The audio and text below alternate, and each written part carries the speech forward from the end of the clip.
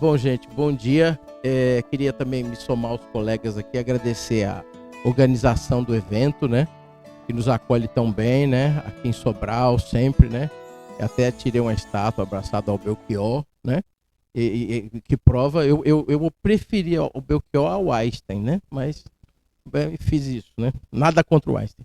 Mas vou lá, eu vou tentar ficar aqui mais preso ao texto, até por conta do tempo também, né? Então eu vou pedir para vocês licença para pôr o óculos. No outro congresso eu não tinha que usar óculos para ler, agora já piorou. Bom, o meu tema, gente, então eu vou ler para vocês o resumo, porque acho que pode dar uma ideia geral do texto, e aí eu passo para o texto propriamente, né? O objetivo da comunicação é dialogar com algumas das teses de um personagem bastante importante do século XX, que infelizmente parece hoje um pouco esquecido. Eu me refiro aqui ao teólogo, médico, missionário, filósofo, músico, Albert Schweitzer, né, que viveu de 1875 a 1965. Para tanto, eu vou me delimitar aqui a analisar uma pequena parte de uma obra sua chamada Filosofia da Civilização. Mais especificamente o tomo 1, né, que na tradução brasileira ficou com o título Queda e Reconstrução da Civilização. Nele conseguimos vislumbrar uma parte da grande obra do pensador, que, segundo o nosso juízo, possui ainda nos dias atuais imenso vigor nos temas do multiculturalismo, nas relações do cristianismo com outras religiões, né? Sua obra é expressão de uma cultura de paz e de tolerância e, portanto, fundamental em todos os tempos, né? Eu passo aqui, então, à introdução e depois ao desenvolvimento do texto. O intuito dessa comunicação é perceber, especialmente através da leitura dessa obra, Filosofia da Civilização, e justamente nesse tomo que eu chamo mais atenção, que é o Queda e Reconstrução da Civilização, como o aspecto ético e religioso se constitui como um ponto central, tanto na proposta de reconstrução cultural do autor germânico. Essa obra, né, Filosofia da Civilização, ela é iniciada no primeiro ano do século XX e ela é concluída antes, né, de 1917. Como muito bem nos alerta o próprio autor na abertura da obra, e aqui eu cito, né, o próprio Albert Schweitzer diz assim: a primeira versão desta Filosofia da Civilização, agora publicada, remete ao ano de 1900, e a sua conclusão data do intervalo entre 1914 e 1917, nas florestas da África, né? Fim da citação. Há aqui algumas informações preciosas. A primeira delas é que a obra está exatamente na fronteira do século XIX, né, com o século XX, que está se iniciando. O que se pode perceber também pelo seu eixo temático, tal como eu pretendo demonstrar aqui. A outra informação importante é que sua conclusão se dá no período da Primeira Guerra Mundial, ou seja, entre 14 e 18. Por fim, Schweitzer aponta com precisão local a África, o que também irá demonstrar a sua escolha e a sua perspectiva diante do mundo no qual ele vivia, né? Essa obra foi pensada originalmente para ter um total de 4 tomos. Os 2 primeiros, né, tratam da queda e reconstrução da civilização, e o segundo trata do tema que a gente chamaria de cultura e ética, né? Até para quem conhece outras edições, né, a obra do Albert Schweitzer, como ele foi Prêmio Nobel da Paz em 1952, recebeu muitas traduções no Brasil, especialmente traduções antigas da antiga editora Melhoramento, que eu creio que nem existe mais, né? Então, para quem tem interesse, pode procurar, né, no estante virtual, vai achar R$10 cada livrinho lá, né? Uma bela coleção, né? E, enfim, vários eruditos traduziram esses textos também. Entretanto, o próprio autor elucida, né, que seu objetivo seria redigir um terceiro e ainda um 4º tomo. As 2 partes da Filosofia da Civilização, né, que é a queda e reconstrução, que a gente vai falar um pouco mais hoje, uma outra parte chamada Civilização e Ética, né, são seguidas de outras 2 partes, que se chamam A Visão de Mundo e a Reverência pela Vida, né, e de alguma maneira mostra um pouco esse esboço, né, e a outra falaria do Estado civilizado, né, e aqui eu pego a citação do próprio Schweitzer. No prefácio, no pós-fácio, desculpem, da edição brasileira, o Kurs Glanzler nos chama a atenção para a seguinte coisa sobre essa obra do Schweitzer, né? E aqui eu cito esse pós-fácio. Embora o trabalho nessa obra de grande alcance o tenha ocupado de 15 a 45, não chegou ao fim, pois no meio do seu trabalho, Schweitzer desistiu do plano de fazer com que o conceito geral terminasse no esquema de Estado. Contudo, as 3 primeiras partes da filosofia da civilização existem impressas, né? A filosofia da civilização 1, 2, né? E agora também essa outra parte, né? 3, que consta nas obras póstumas, numa parte intitulada A Visão de Mundo e a Reverência pela Vida, né? Eu passo, então, depois dessa pequena introdução, ao texto propriamente. Logo na primeira linha do prefácio do tomo 1, da Filosofia da Civilização, o autor confessa o seu objetivo principal. E aqui eu cito Schweitzer, né? Exatamente no início do texto. Decidi escrever sobre a tragédia da visão de mundo ocidental. Fim da citação. Diante de tal contexto pelo qual passava a humanidade, não seria exagero pensar que sua tese, em algum grau, poderia mesmo antecipar as teses de pensadores da dialética do esclarecimento e da escola de Frankfurt, né, como exemplo Adorno, Horkheimer, né, que muitos de nós conhecemos, e que aparecem no final da Segunda Guerra, né, tentando construir uma espécie de diagnóstico da crítica da razão ocidental, da razão instrumental. Contudo, a tese que mais nos chama a atenção é essa, e aqui eu cito novamente Schweitzer. Minha solução do problema é a seguinte: precisamos nos decidir pela renúncia completa à interpretação otimista ética do mundo. Fim da citação. Porém, antes que a gente pense aqui apressadamente sobre o tema, né, e sobre o autor, e o tomemos como uma espécie de crítico voraz da filosofia ocidental, cabe um esclarecimento.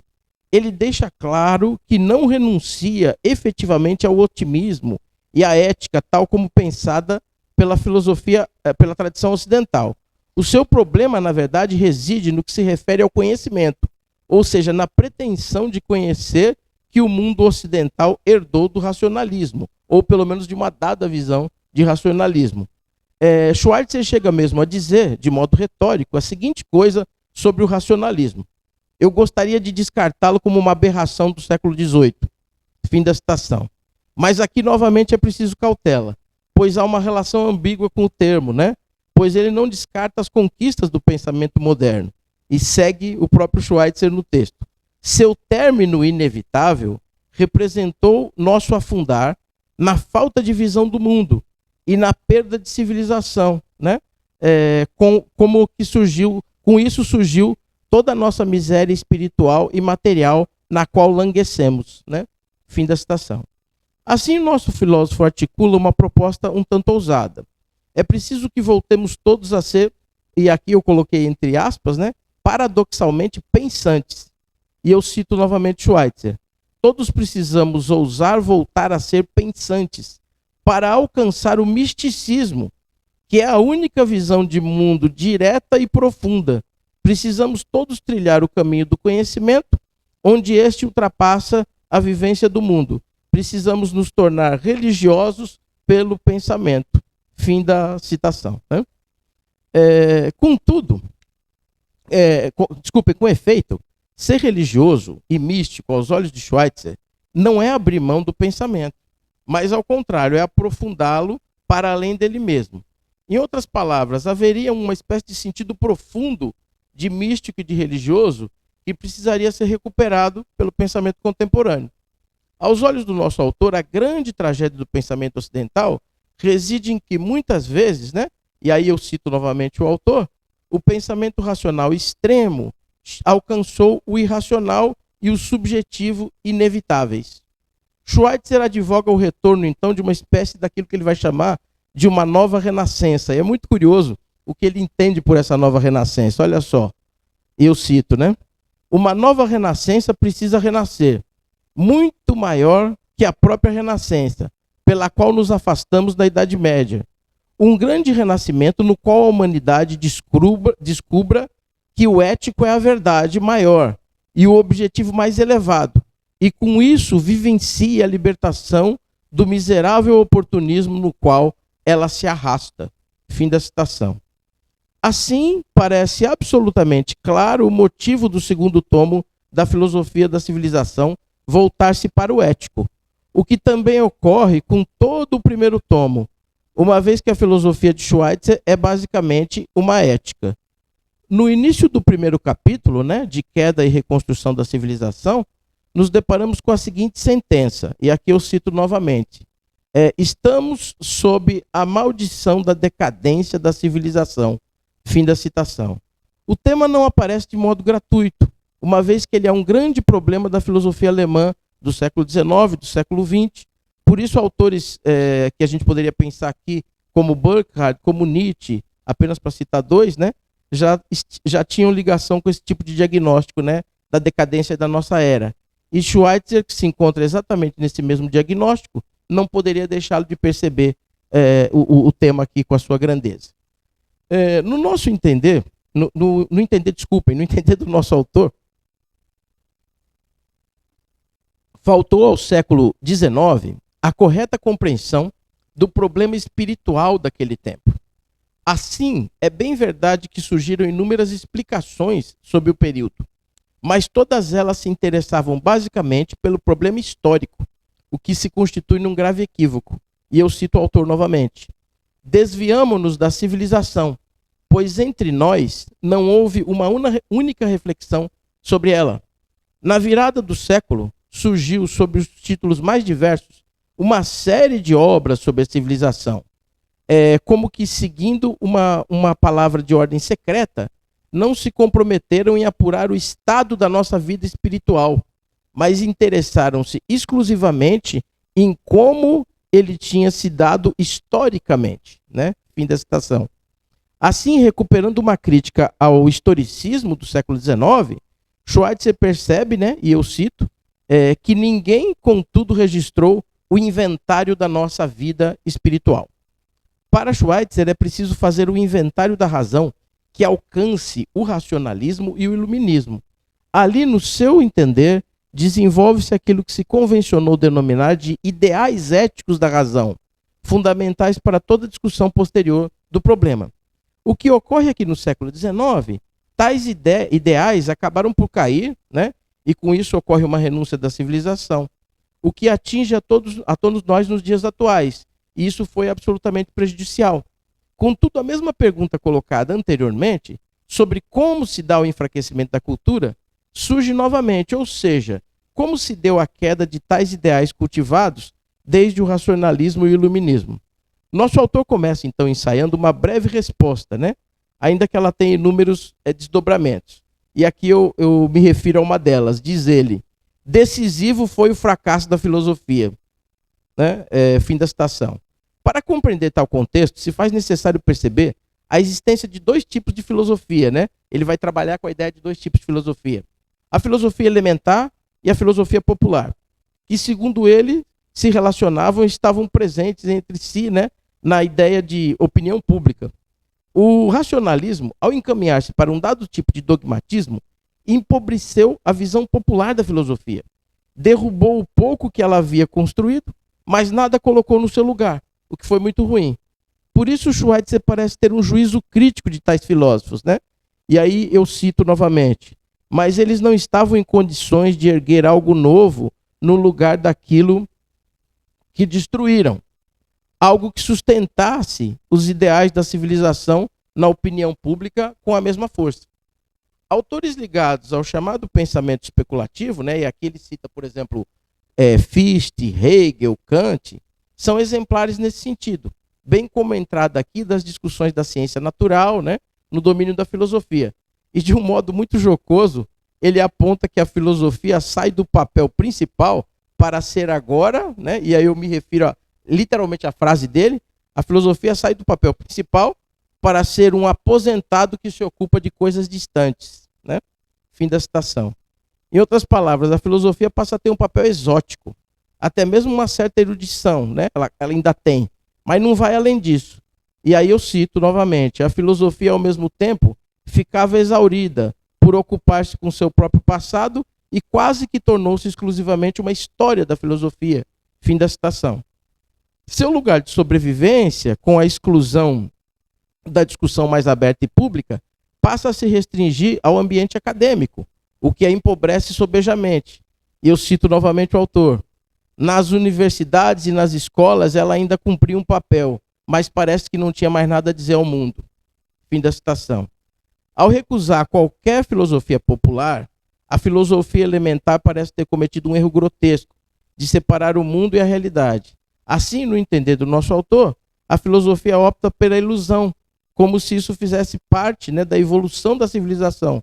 Desse modo, ela não zelou pelo seu papel histórico de guardiã da razão universal. Por isso, não conseguiu filosofar sobre a civilização. E aqui eu cito novamente, mas a filosofia filosofa sobre tudo, exceto sobre a civilização. Mário Weissmann, né, que é um comentador do Schweitzer, ele escreve que o Schweitzer era um homem de ação, né, um filósofo prático. E a gente pode observar isso pela biografia dele, né? Diz o Weissmann sobre o Schweitzer: filósofo de ação entendia que a filosofia fora feita para o homem, e não o homem para a filosofia.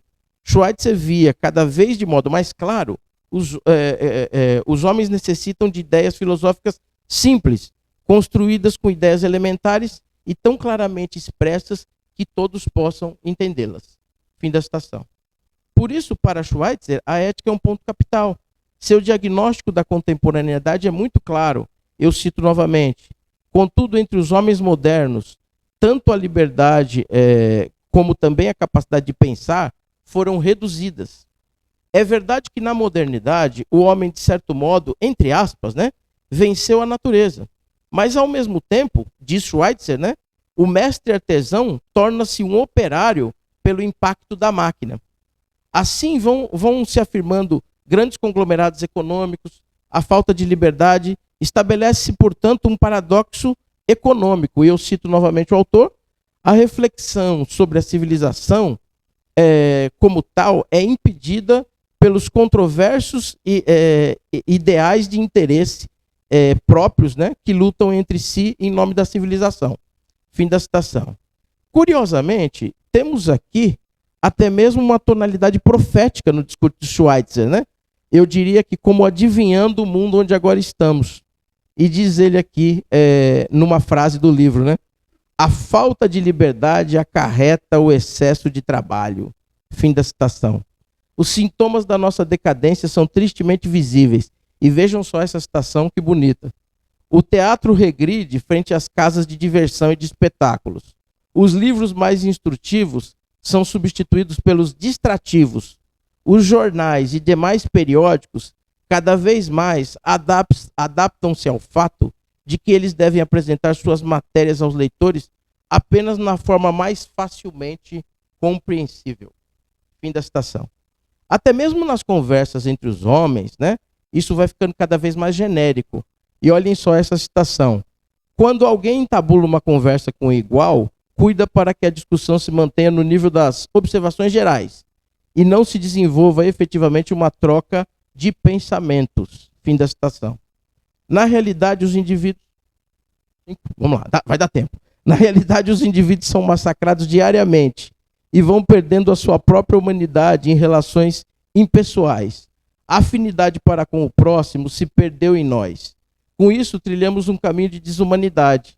Quando desaparece a consciência de que todo ser humano nos diz respeito como tal, a civilização e a ética ficam abaladas, né? Por isso é que, para Schweitzer, o entendimento do que foi o fenômeno da Primeira Guerra Mundial está estritamente ligado com o quadro da decadência e desumanização onde estamos. E aí diz ele, né, no texto: assim, quando sobreveio a guerra, a desumanidade que havia em nós se pôs em marcha. Na Renascença, progresso material e civilizacional e, portanto, ético, essas coisas andavam em conjunto. O mesmo não parece mais acontecer nos séculos XIX e XX, e por isso nosso autor vê aqui um problema. Dessa maneira, nosso tempo, sem qualquer reflexão, né, como era, formou a opinião de que a civilização se comporia essencialmente, de conquistas científicas, técnicas e artísticas, e poderia prosseguir sem ética, ou com o mínimo de ética. Fim da citação. Por isso dizer, né, por assim dizer, o raciocínio técnico, talvez no pior sentido da palavra, venceu a disputa e se credenciou junto à opinião pública. Diz aqui novamente Schweitzer: essa concepção superficial de civilização conseguiu autoridade na opinião pública, pois foi integralmente representada por pessoas que, de acordo com a sua posição social e formação científica, parecem ter a competência para opinar nos assuntos da vida espiritual. Fim da citação. E aqui eu vou me encaminhando para a conclusão. Assim sendo, devemos nos perguntar o que aconteceria com o fim da ética na civilização. Ao contrário de melhorar a nossa objetividade, a previsão de Schweitzer é que seria catastrófico. E eu o cito novamente. Com a renúncia aos ideais éticos da razão, como ocorre, né, em nosso sentido de realidade, nossa objetividade não seria melhorada, mas reduzida. Fim da citação. Nossa situação fica ainda pior quando atribuímos isso a uma espécie de sentido histórico, né? E eu cito novamente o autor: a cegueira com a qual vivemos nosso destino é reforçada ainda mais por nossa crença em nosso sentido histórico, que nada mais é do que o nosso sentido de realidade estendido para trás, né? Fim da citação. Em outras palavras, o século XIX comete um grande equívoco numa espécie de historicismo, né? E lega ao século seguinte o mesmo problema. Com efeito, caberia, né, perguntar se temos mesmo um sentido histórico ou concreto, ou se apenas somos fruto de uma ciência histórica crítica do século XIX. Aos olhos do nosso autor, há até mesmo um aumento na erudição dos nossos historiadores. Mas isso não equivale a uma melhoria na objetividade. E aqui uma outra citação do Schweitzer, né? É significativo que nas últimas décadas, né, tenha aumentado e muito a erudição entre os historiadores, mas não a objetividade, né? Eu vou passar aqui rapidinho, só para ter um minutinho, para o final. Eu não vou ler, mas a parte final do meu texto, depois eu disponibilizo para quem quiser, eu pego um comentário que o Cassirre faz numa homenagem feita depois ao Schweitzer. E nessa homenagem o Cassirre vai levantar o trabalho do Albert Schweitzer como um trabalho importante para a ética do século XX, mas não apenas do ponto de vista intelectual, mas até por conta da própria vida, né, do Albert Schweitzer, né, como missionário, médico, né, músico, enfim, esse multi-homem que a gente olha assim e fica meio impressionado, né? Então era isso, gente. Eu acho que esse texto ele pode colaborar para uma discussão de temas éticos, morais, e eu acho que ele se insere no horizonte de um autor que está um pouco, talvez, esquecido e pode nos ajudar nessas reflexões, né, que estão ligadas ao multiculturalismo, a outros modos de pensar. Então, foi um pouco nesse intuito que eu apresentei esse trabalhinho aqui. Obrigado.